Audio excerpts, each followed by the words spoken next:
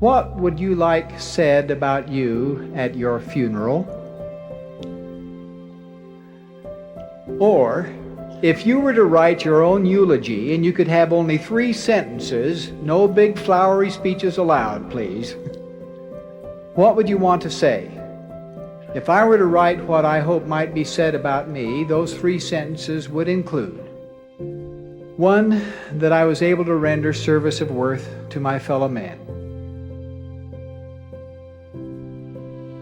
2, I had a fine family.